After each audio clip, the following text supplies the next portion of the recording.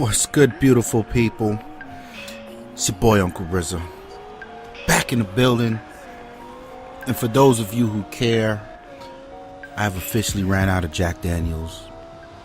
I'm drinking this Brooklyn gin though. It's alright, but I gotta get down to the liquor store soon. No one wants to live without your Jack.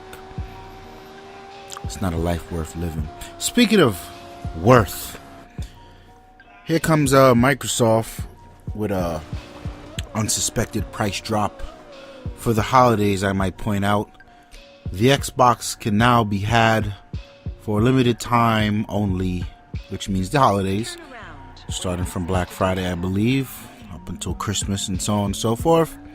$349, because $349 sounds infinitely better than $350, therefore making it $50 cheaper than its closest competitor, which happens to be the PlayStation 4. Well then,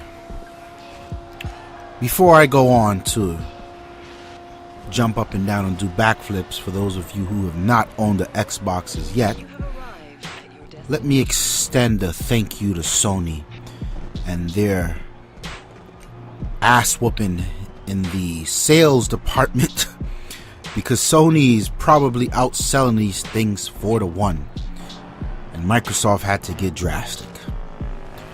And nothing drives sales and competition like drastic. So here it is. Never mind Sony can't figure out how to get YouTube on their console up until tomorrow. It took them a while to figure that out. Never mind Sony can't release an exclusive that gets higher than a 7.5 on the rating. Doesn't matter when you sell a crap load of them. It's the same iPhone argument. We all know iPhone's jokes, but it don't matter what we think. Apple still sells a crap load of them.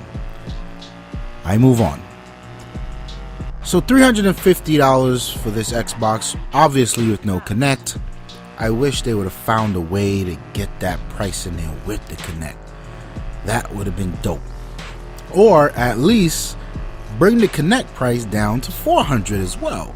But there's no word on that.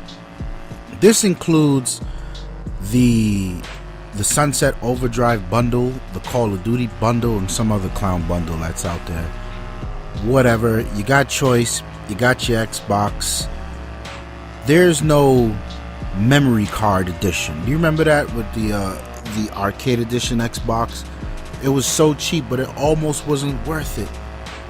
I like where they're going here, man. This is worth it, and I really wish Microsoft would just leave it at this price point. You gotta compete, baby. I mean, Sony's selling these PlayStation 4s off of two things: promises and the fact that it's just a more powerful system. How do you offset that? Well, Microsoft already been delivering a crap load of solid, high-rated exclusive games, and they got a bunch of them coming in the lineup. So does Sony, by the way. Let me not discredit that. But you gotta also play down with the price, man. That's how you compete.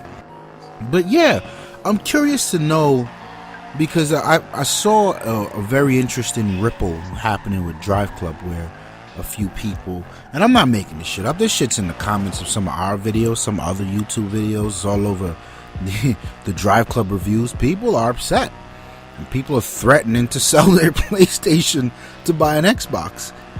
Do you think, my gamers, do you think that Microsoft's $350 scumbag move could not have come at a more perfect time, when the faith in the Sony community is shaken, when the GameStop is selling more used PlayStations than they are new? Do you think the timing is perfect? Holla at your boy, man. Uncle Rizzo wants to know. I'm out of here. Peace.